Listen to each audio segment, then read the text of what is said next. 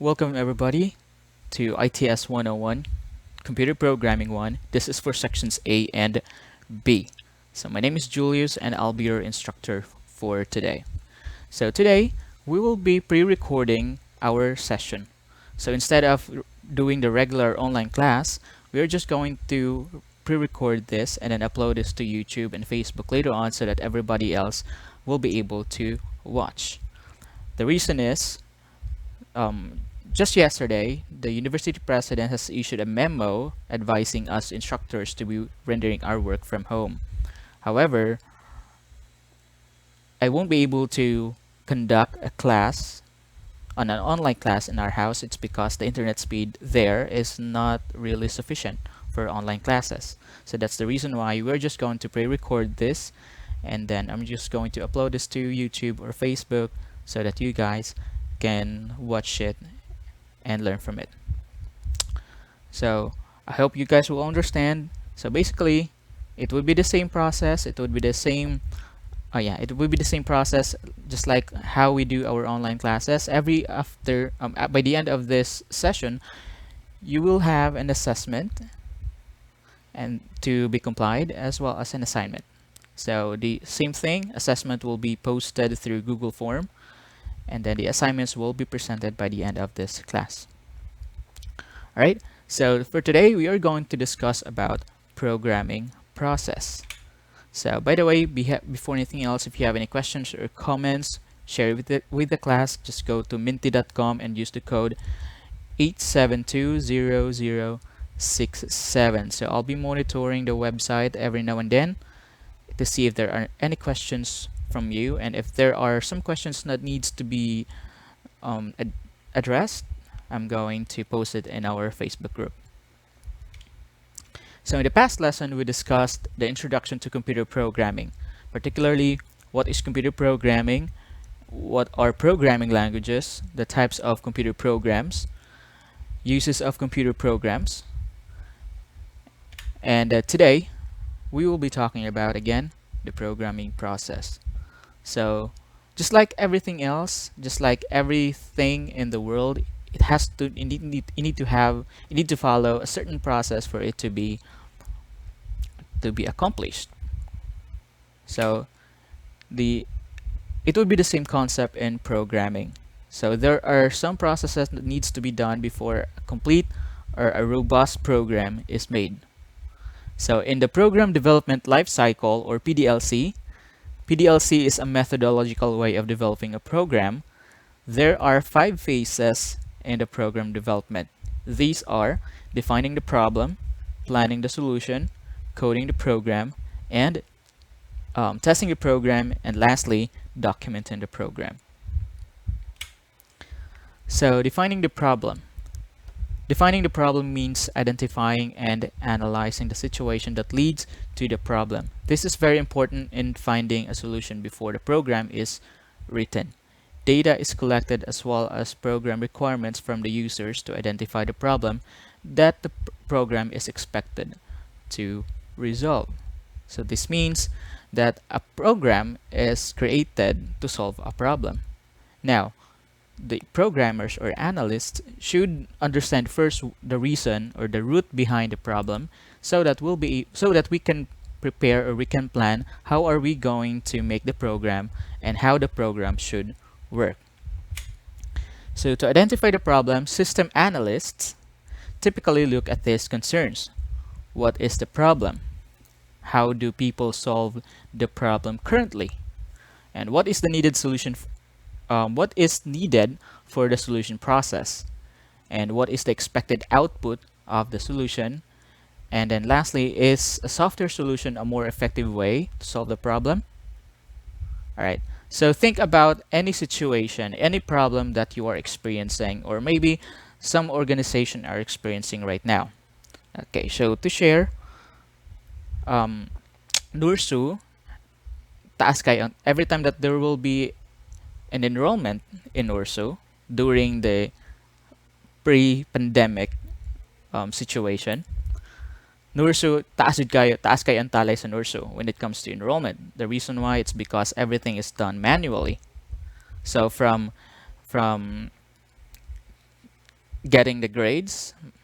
Students have to be on queue just to get the grades. Before you need to get your grade before you can enroll to the next semester. And then next is evaluation. The evaluation is, it will take a long queue as well. It's because teachers or advisors are going to manually check the grades to see if the student has passed or and eligible to be enrolled for the next semester. And lastly, for encoding, or let's say subject loading. So that is where all of the students are going to merge. So from students from different colleges are going to be mag-abot sila sa encoding, and that is where pinakataas nga talay sa enrollment. But that was way before. The reason why, because right now NORSU has used for the past few years, NORSU has utilized an enrollment system. So napagya po yung mga talay, but then the time nga mo take para magtalay has lessened significantly because of the NORSU enrollment system. So first, if we're going to analyze how the program was created, the NORSU enrollment system was created, first is the programmers or the analysts took the concern as to what is the problem. The problem is taas kayong talay. There are just very long queues when it comes to enrollment. How do people solve the problem currently? Again, students needs to be on queue, a very long queue, and then instructors have to manually check the grades, evaluate the students' grades to see if they're eligible, and then the subject loading has also done manually.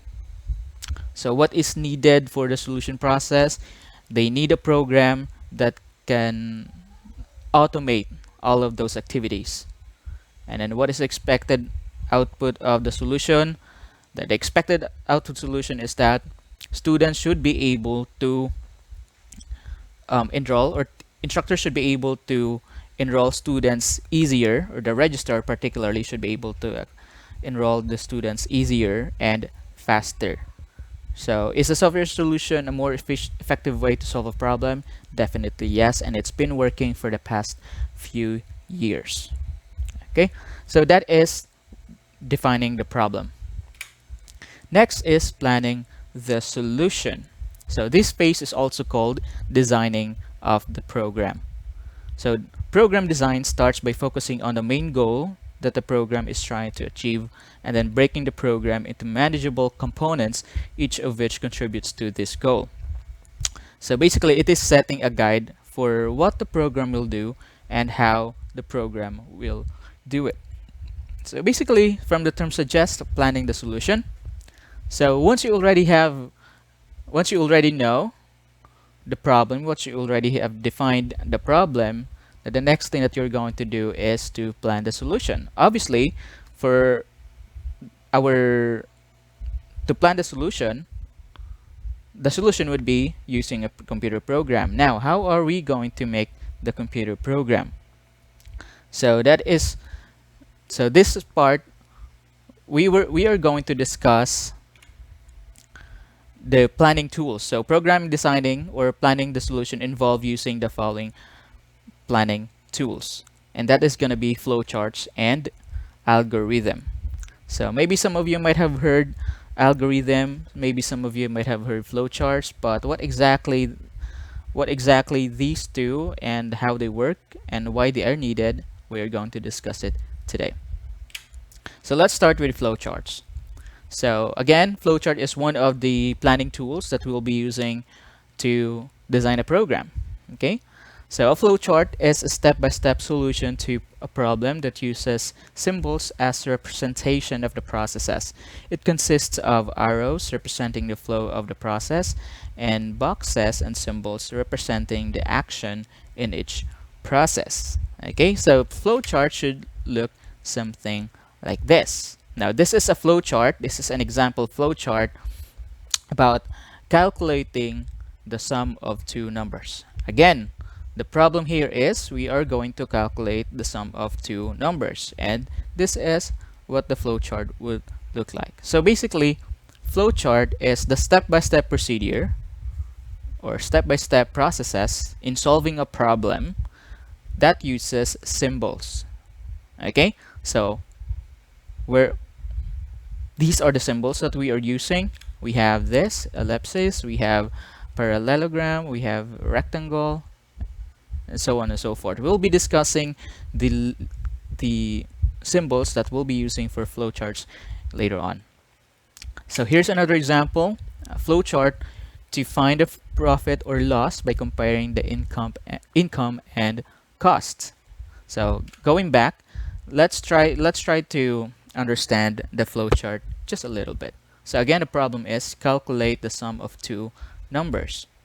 So in the flowchart, we have start because the program has to start. And then the first thing that we're going to do is we're going to let the computer enter the first number, right? Because we'll be adding two numbers, right?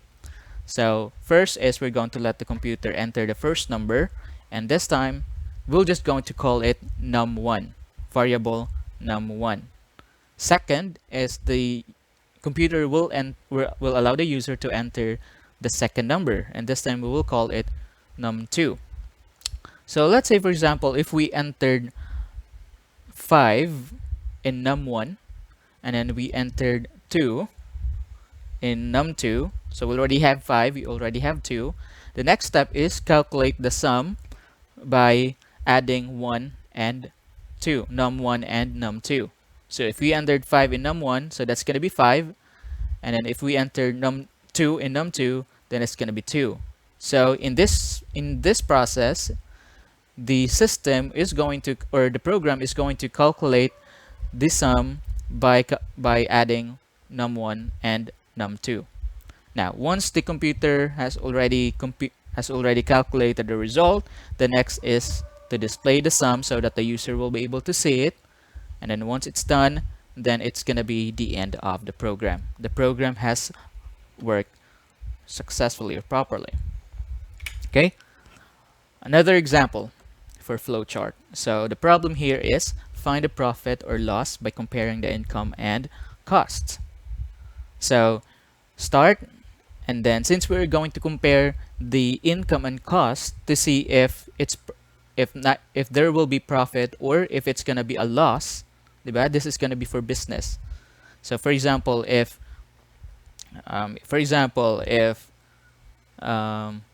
you have 10 pesos you have 10 pesos, your mother gave you 10 pesos to let you buy let's say mantika, cooking oil in the store. Okay, your money is 10 pesos, but then once you go to the store and ask for the price for the cooking oil, it costs 11 pesos. I'm not sure how much oil that would be, but let's just say it's 11 pesos. So do you think there's gonna be a profit or it's gonna be a loss? Okay, so this program will allow you to help you find out if you've gained profit or you have lost money. So first is you're going to enter the income, and then next is enter cost. Now the computer will decide if the income is greater than the cost. So going back to our example a while ago, if the money that your mother gave you is greater than the cost of the cooking oil, all right, so if yes, it is going to be calculate profit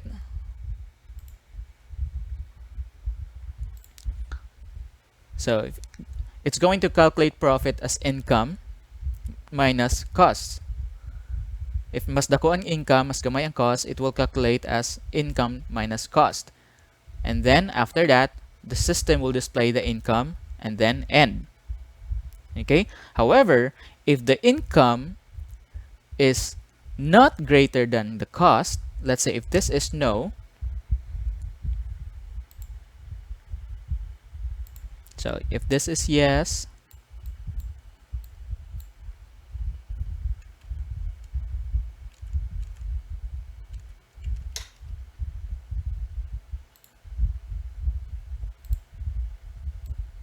Hold on.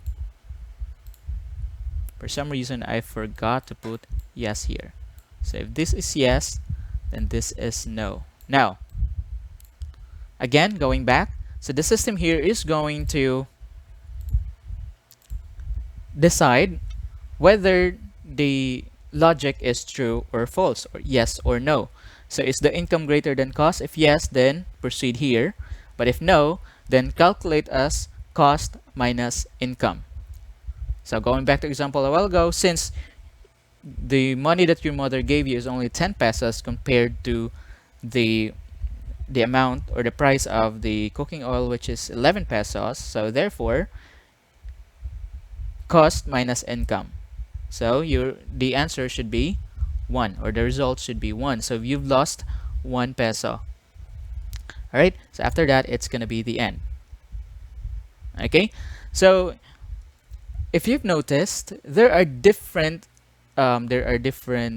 shapes. There are different shapes depending on how the process is being used. All right. Again, we will discuss the meaning of each shape later on.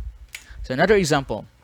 Okay, I think everybody has experienced this because this is a process on how to enroll in NORSU using Google Form. Basically, this is for new students. If you can remember, if you've enrolled using the NORSU website, so here are the processes that you've done for you to be able to enroll to NORSU. So again, for start, NORSU Google Form enrollment. First thing that you're going to do is go to norsu.edu.ph, the NORSU website, and then select online enrollment, and then select which campus you are going to enroll. In our case, it's going to be Bais Campus 1 and 2.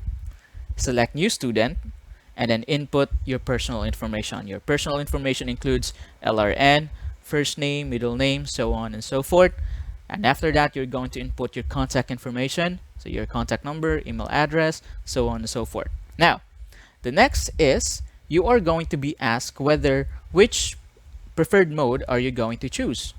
So if you decided to choose online, then you're going to input the following information: internet connectivity, gadget capability, gadget ownership, so on and so forth. But however, if you've chosen modular, you're going to click submit right away. Okay, see the difference? So basically, if you can see, there is a split of flow. So instead nga one single line lang na adira, in this part, the system has asked you whether you're going to do an online and modular. So if you're online, you're going to be routed to a different process, and if you're going to go to modular, it's going to be a different process as well. Okay, and then end. All right. So the following are some of the symbols used in preparing flowcharts.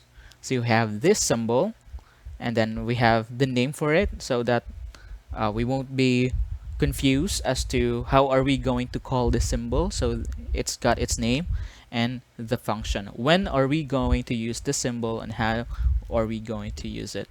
Okay, so first one, basically there are lots of symbols aside from this 1, 2, 3, 4, 5, 6, 7. There are lots of other symbols used for flowcharts, but these are the most common, and thus these are the symbols that we will be learning for today. So first one, correct me if I'm wrong, but it's supposed to be called ellipsis, the shape of an ellipsis. All right, so we will call it terminal, which is start and end. Okay, so if we can, going back to our example a while ago, we use the ellipsis to start our flowchart and end our flowchart. Okay, so it indicates the beginning and end of the process. Next is a rectangle. Now it could be either rectangle or square, it doesn't really matter, so long as it's got 4 equal sides. Okay, so we will call it process. So it contains instructions that is to be carried out by the program. Okay, so going back to our example a ago, so basically the computer asks you to go to norsu.edu.ph. So it's a process, right? Because it's an activity that will allow you to do, and or the computer is going to carry it out. And the next is input or output. It indicates the process of input and output of data. So this one, if I'm not mistaken, it should be called parallelogram. I'm not really sure, but I think this is parallelogram. It indicates input and output. Let's check how it's being used in our system or in our flowchart. All right, so here is an input. Yeah, here the input and output symbol. So basically, if you are going to input from the term suggest input, you are going to be, let's say, encode, pwede kang encode, mo type. Okay, if the process involves typing or inputting data, then we will use this. Symbol, the parallelogram. Okay, so again, we use this to input your personal information, contact information, and then the mode of connectivity. And in the other example, we use it to enter the first the income and the cost, and then display the result for loss, and then display the result for income. Now, next would be this diamond. It will be called decision.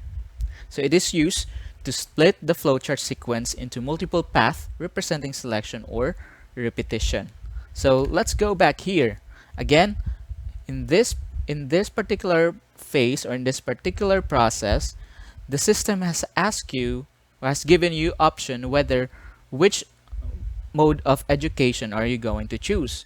So if you go to online, lahi ang process para online, lahi pod ang modular, ang process para modular. Okay? So there is a split of the sequence of the flow of the flow chart. Nagets niyo yung idea?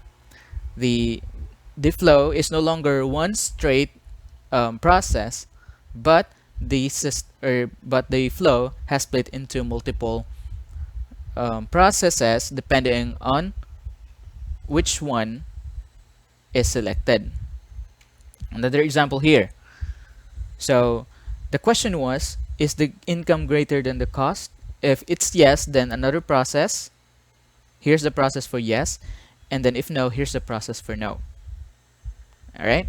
So that is decision. Next is predefined process. So basically, we don't have any example here, but predefined processes is used whenever you are trying to put a flow inside the flow. References another program within the program. So let's say, for example, somewhere here in this process, napailain nga process here. For example, in input, there are another flow chart that needs to be followed for this particular flow. Then we can just use the predefined process. So let's say, for example, the process here is go to norsu.edu.ph, but if you wanted to put another process on how to go to, or a flowchart on how to go to norsu.edu.ph, then we will change this symbol to the predefined process. Nagets niyo yung idea? So we will use predefined process if you're going to put a flowchart inside the flowchart. Okay? Next is connector. So don't get confused whether if you use a circle, a perfect circle, or an ellipsis. So this is an ellipsis, this is a perfect circle. Perfect circle is used to show a jump from one point in the process flow to another. So this is only being used for when it's you are making a flow chart, however you ran out of space. Okay, for example, nagdrawing kag flowchart sa papel, but then nahurot ang imong papel, then you have to use a separate sheet to illustrate another flowchart. Then you are going to use a connector. Okay, and then lastly, flow lines and arrows. So flow lines and arrows indicates the flow of the process. So it's just going to let the user or the people know where to go next, or the program know where to go next. So if, let's say for example, from going to NORSU, go to online, because that is the right flow of the process. That does mean since there is an arrow connecting this process and this process, that shouldn't mean that this you can go directly to this input. Okay, so you should follow the step by step, the steps that are being connected for you to for the program to perform well. Okay, so those are only some of the symbols that are being used for flowcharts. Again, there are lots of symbols, but then these are the most common. So that's the reason why this is just what we're going to discuss today. So going back to our example, let's try to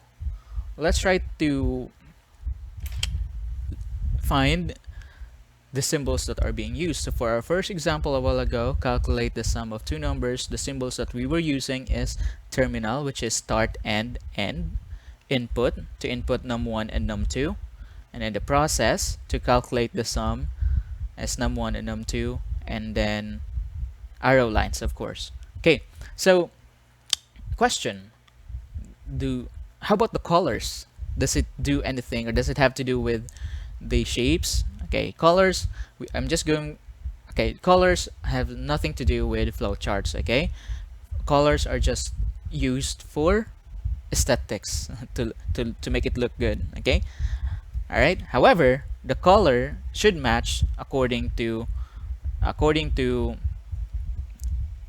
for example, you've used blue for input and output, then you shouldn't be using another blue for any other um, other symbol.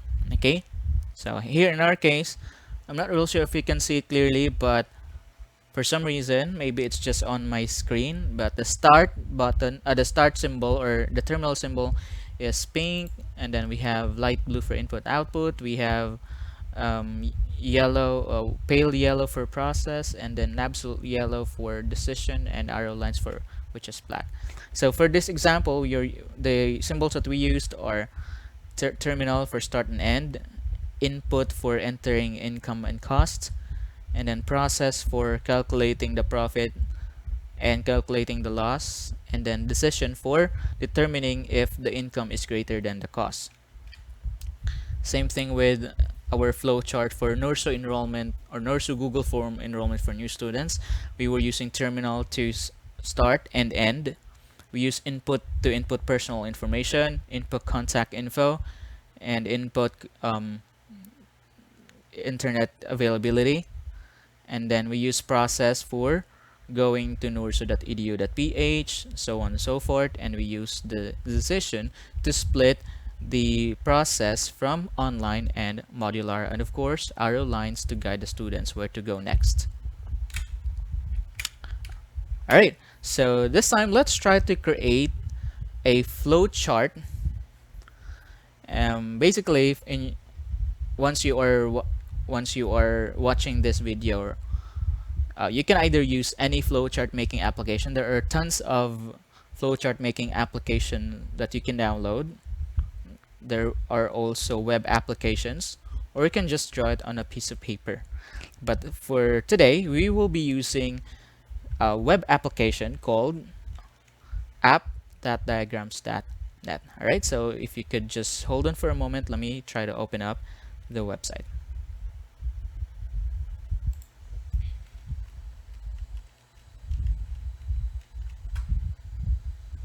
Okay, now if you have a computer at home and you decided to use this application, so you might,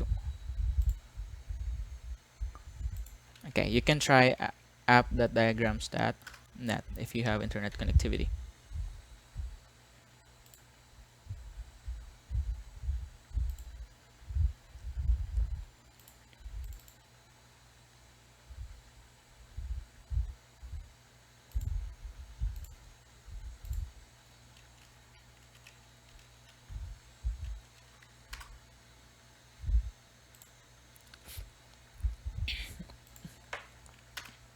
Alright, please hold on for a moment. For some reason, the internet is not working. It's not cooperating right now.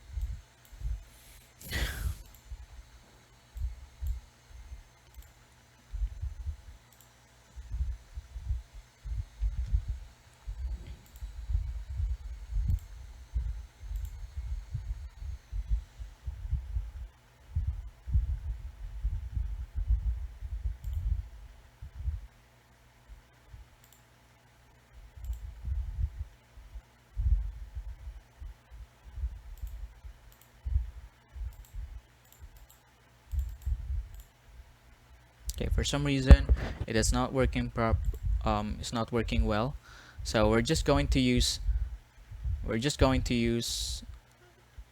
um, PowerPoint instead.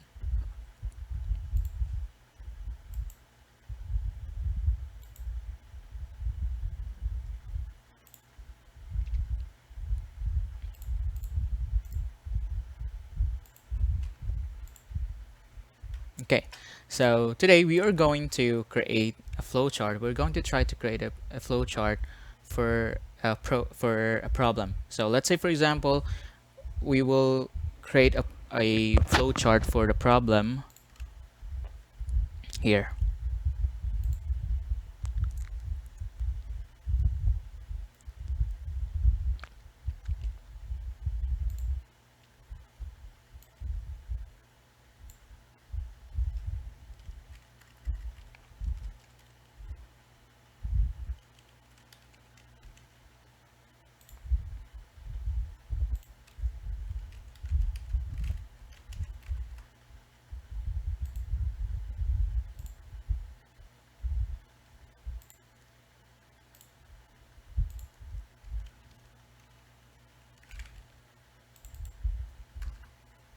So the problem is, let's say, get the average of um, 3 numbers. Okay. Alright, so let's try to create a flowchart to provide a solution to our problem, and the problem is get the average of 3 numbers. So first is we're going to start the flow of our program. So we're going to use ellipsis. So let's call it start. Okay, so we already have the start of our program. Next is, since we are going to get the average of 3 numbers, so we're going to let the user enter the 3 numbers. Okay, so since it's gonna be entering or typing in, we will be using the parallelogram or the input symbol. Okay, so let's just call it, and then let's type a text, enter or input. All right, let's just say enter num1. Okay, so we'll be using variable, so enter num1, and then next is we're going to enter the second number, so let's call it num2, and then next is num3, since we will be dealing with 3 numbers. All right, the next step is, since we already have the three numbers, the next step is to let the computer or let the system calculate the average. So how do we get the average of three numbers? So I hope you can remember your past lessons, your mathematics lessons. So we'll be using the process symbol. So to get the average, we will need to calculate average as we'll need to add num1 plus num2 plus num3 and then divided by 3.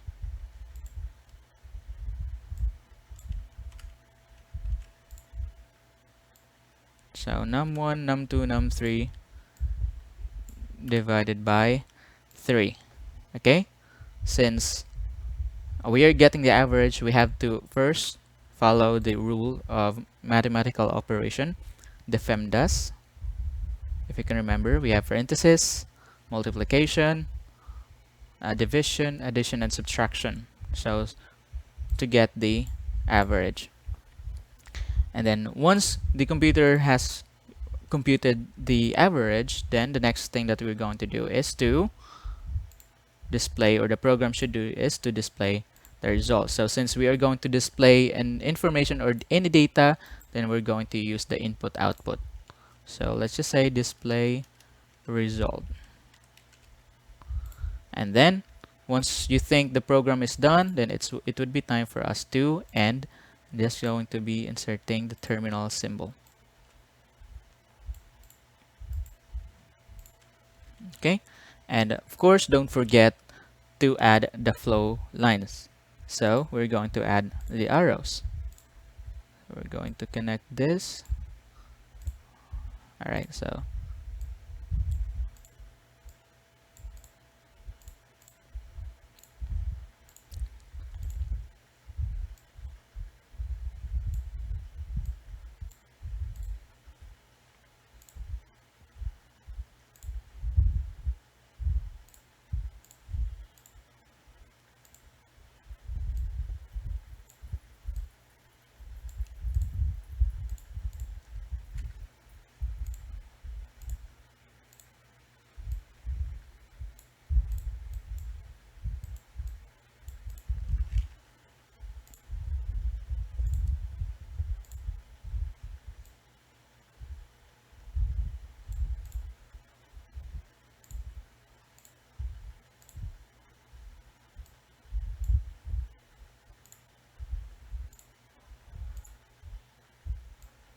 alright, okay.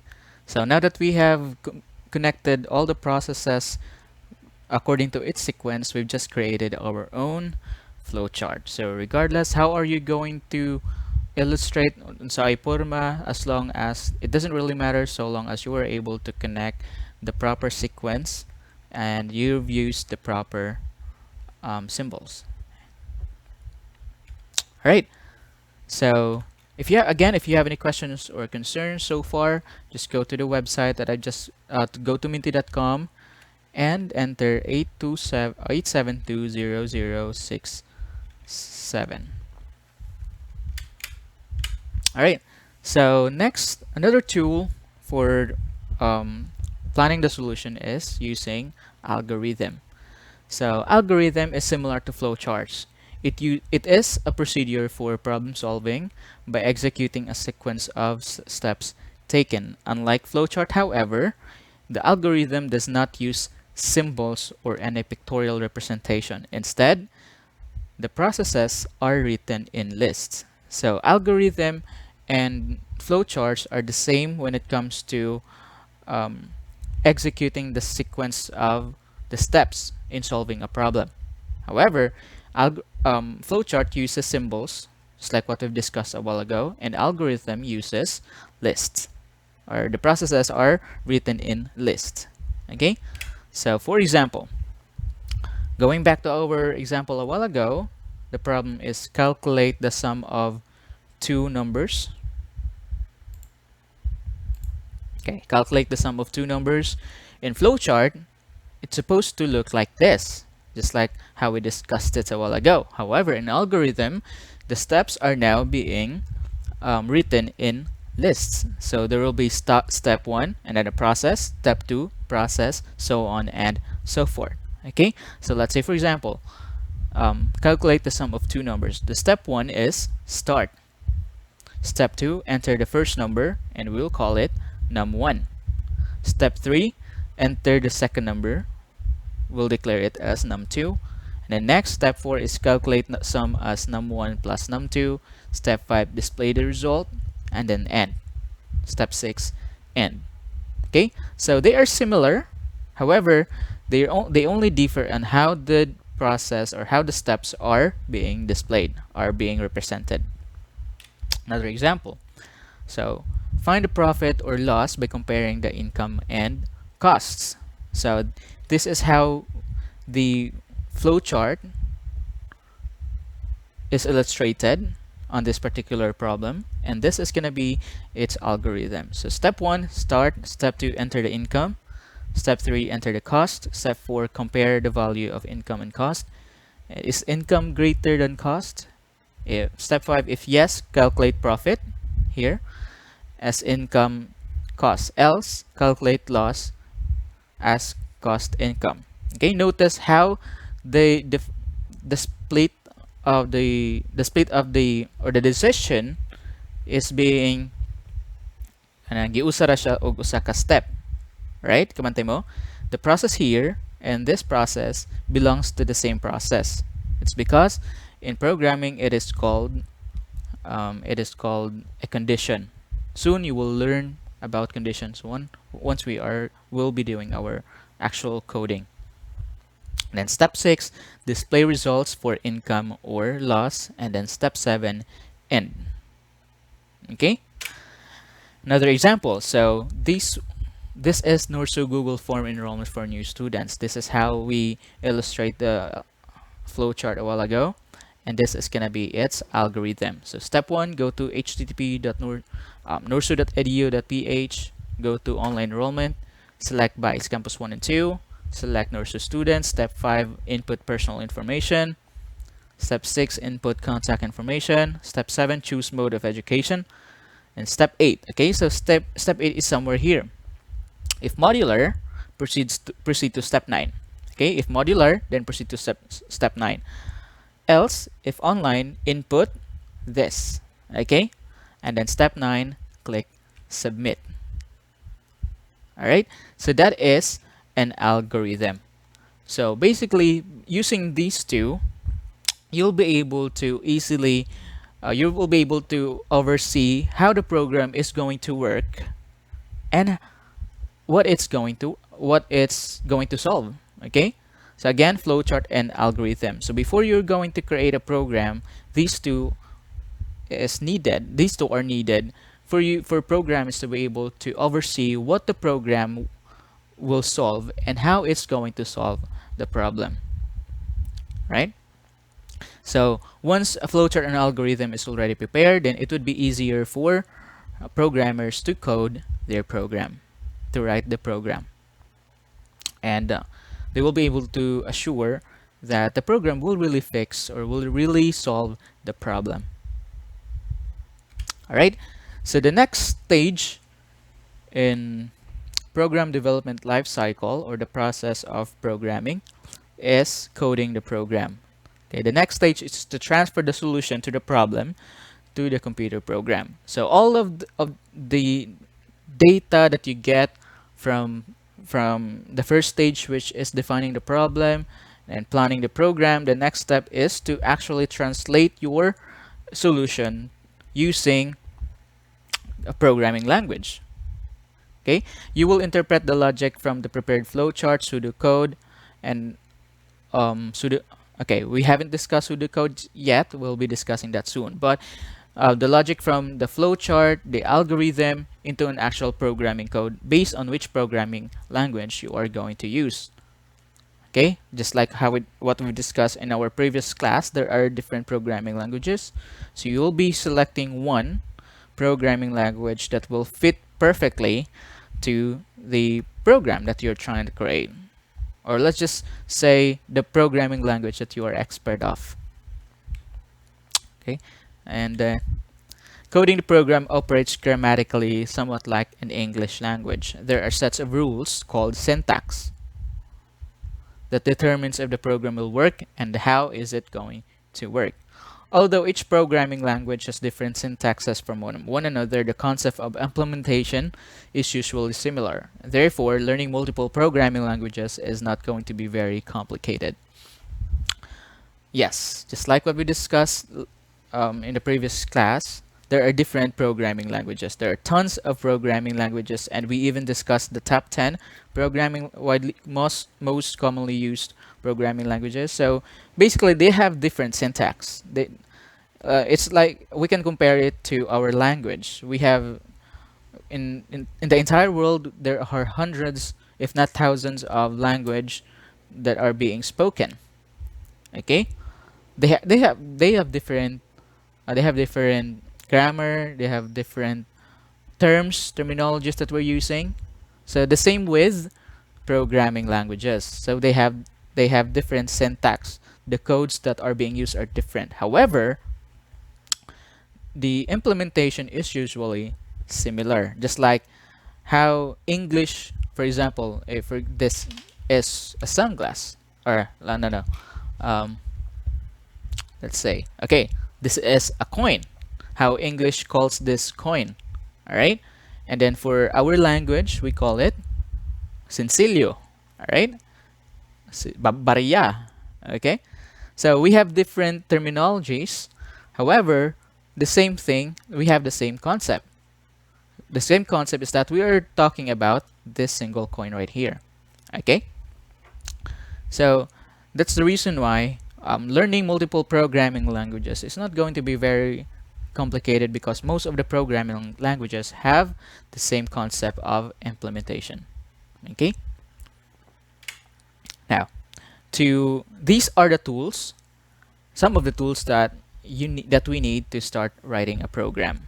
First is we will be using a text editor, integrated development environment, and compiler.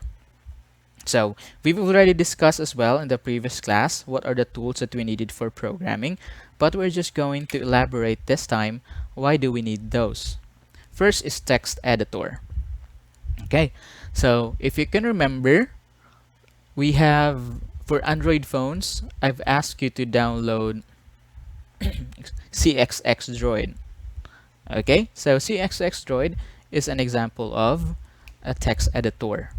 Okay, since programming codes are just text, you need a software that will allow you to write the codes. Diba? Programming codes are just texts. Kumbaga. The Notepad is a standard tool used in the industry, but there are more advanced options like Notepad++ or Sublime Text. So again, the first thing that we'll be needing is text editor. In that way, we'll be able to input the codes that we are trying to program. Next is an integrated development environment, or IDE. IDE is a software application that offers extensive implements for software development. This is a more efficient way of writing programs because it offers more feature and control in the program. Now, if you can remember, we've discussed in the past class, for Windows user, you will need to download DevC++, right? DevC++. That is an example of an IDE. Basically, it's still a text editor.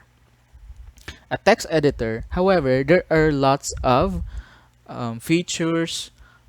It's got more extensive implements compared to a regular text editor. So naa siya mga features nga wala sa text editors, thus making the program more controllable and easier to code.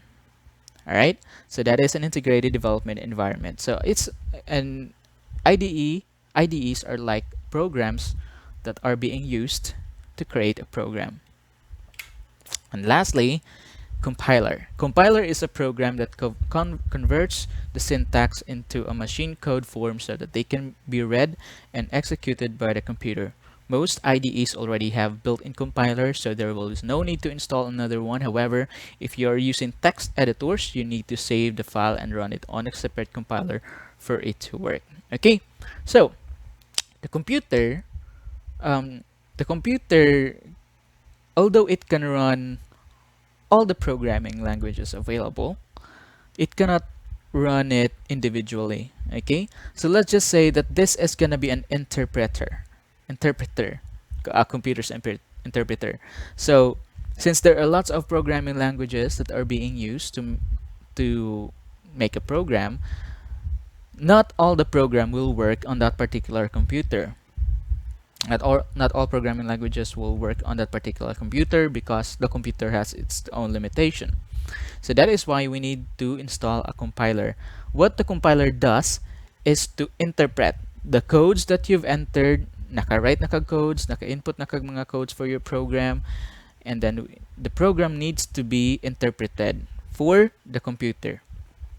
So if sa Miss Universe pa na, if the Miss Universe cannot understand English, then she may hire an interpreter for the people around the globe will be able to understand her. Okay, so basically that is a compiler. Okay, so in our the IDE that I've asked you to download, which is the CXX Droid for Android phones as well as DevC++ for Windows, they already have their built-in compiler. So there's no reason for you to download it again. Okay, so that's it. All right, and then lastly, the last stage in the program development lifecycle is called testing the program. Testing the program means to evaluate its accuracy. Evaluate the program's accuracy. It usually involves these three phases. One is test checking, translating, debugging. So test checking is an informal manual test that allows programmers to spot errors that may keep the program from working correctly. So it's an informal manual test that allows programmers to spot errors that may keep the program from working properly. So basically what the programmer does is they're just going to informally, from the term suggests informal, they're just going to casually run through the codes to see if there are any errors. From the term suggests test checking. It doesn't have to be very complicated way of checking. Ilarang run through ang codes to see if they can spot any errors that could potentially harm or could potentially harm the program for it not to work correctly. Okay, and the next is translating. It's a programming language processor that verifies the proper use of the programming language by showing all the syntax error alerts called diagnostics. So translating usually involves installing another application to determine if the programming language, for example C++, is being used properly. Okay, so that's just it. Usually it will involve using another applications that can verify the proper use of the programming language that you are using. And lastly, which is the most common thing that a programmer should do, is called debugging, a term utilized widely in programming. Debugging implies recognizing, finding, and fixing bugs, mostly by executing the program, or it's called diagnostics. Oh, no, I'm sorry, the translating was diagnostics. Debugging, the way of how to debug a program, basically you're just going to run it. You're going to compile and run the program. And the program, the IDE, okay, the integrated development environment, will automatically spot the errors, and then once the error is being presented to you, it will be your job to manually change it. You're going to understand why it's wrong, why it is a bug, why it is not working, and then you're going to rewrite the code. You're going to fix the code. So that is what you call debugging, finding an error and trying to solve it manually. All right. Oh, the last stage of the program development or the program in the development life cycle is the documenting of the program. Although in our class or in our course, we don't really have to document our program because our goal is to understand the fundamental concepts of writing or developing a computer program, the basic fun idea. But for large computer programmers, software developers, the professional software developers, they have to document. They have to document the program. In that way, they will be able to review if there will be some updates in the coming future updates. They will be able to review um, all the necessary information, the truth about the program. So documentation is a written detailed report of the programming phases and specific information about the program. This includes the source and nature of the problem, a narrative description of the program, planning tools like flowcharts and pseudocodes and algorithms, and the testing results. Okay, so once you get to your 4th year being an IT or ComSci, obviously you should be equipped with software development knowledge by then, and then your main goal is to basically, one of the requirements to graduate BSIT or BS ComSci is what you call a thesis for ComSci and capstone project for information technology. What it is basically you're going to develop a program and you're going to follow the program development life cycle. You're going to document it and you're going to defend it to your instructors, to your panel. Okay, now if you're interested on how it's gonna look like, let me show it to you. Hold on.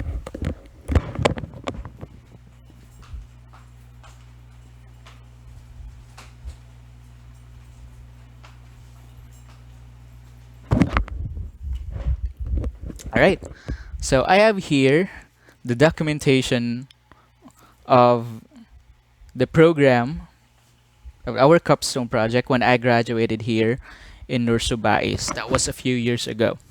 I'm not gonna tell when, but this is the documentation. So this is a book containing all the information, the source of and the nature of the problem, narrative description of the program, the planning tools like flowcharts, and the testing results. So here you can find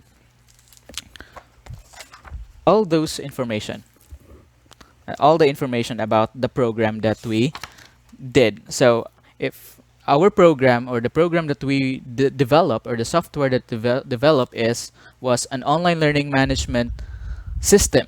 Okay, so you all know what is learning management systems. So we try to develop, we use, basically right now we are using Google Classroom and Edmodo. Back when I was in college, we tried to create one because Google Classroom and Edmodo wasn't really, di pa siya uso. Wala pa na siya sa among time.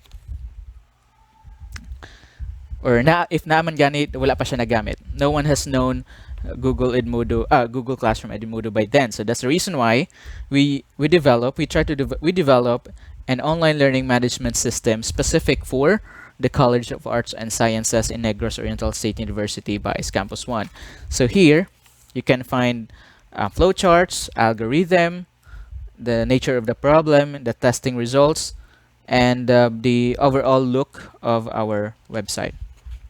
So this is how it's gonna look like, and basically this is a documentation.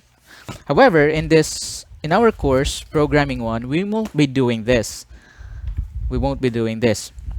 Since again this is just gonna be an introductory concept or fundamental concept of programming. So however, once you get along, you might want to try to you can start learning about documenting the program early. That way, once you get to your 4th year, you will no longer be having to adjust to the new, since magtuon pa mo unsaon. Okay, all right, so that's it for today. That's it for today. If you have any problems, if you have any concern regarding the class, again, you can go to minty.com and enter the code that we provided, or you can just comment it to the post, because I'll be posting this video to our Facebook group. You can type in your comment there, or you can go to our respective group chats and then raise your questions in there. Okay, so for assessment, just like I promised, there will be an assessment to assess your learning from this class. Kindly fill up the form. The form is going to be in this link. The deadline will be October 30th, 2020 at 11:59 p.m. So today is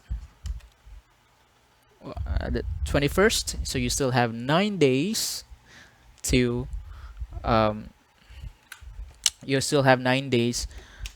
prepare, okay, to fill up the form. So try to watch the video and understand. If you have any questions, just try to raise it so that everybody will be able to know what your question, and then I will be able to address it. All right, so and then assignment. Okay, create a flowchart.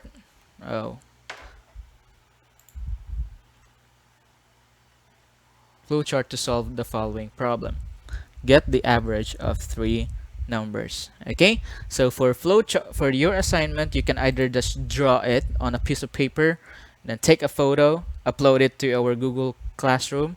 I'm going to post the assignment there, or you can create using Microsoft Word or Microsoft PowerPoint, or you can use this website,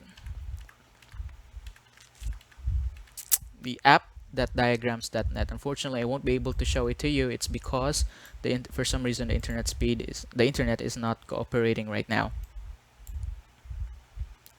Okay, again, deadline would be October 30th, 2020 at 11:59 p.m.